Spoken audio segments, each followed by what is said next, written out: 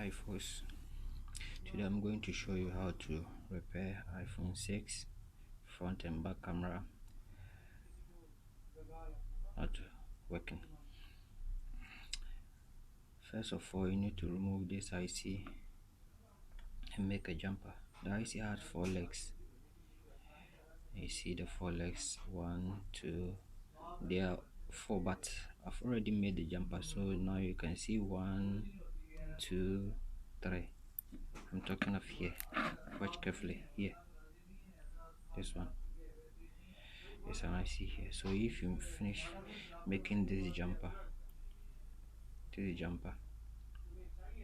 then the front camera and the back camera will be working absolutely fine. So I hope this information will be useful to you.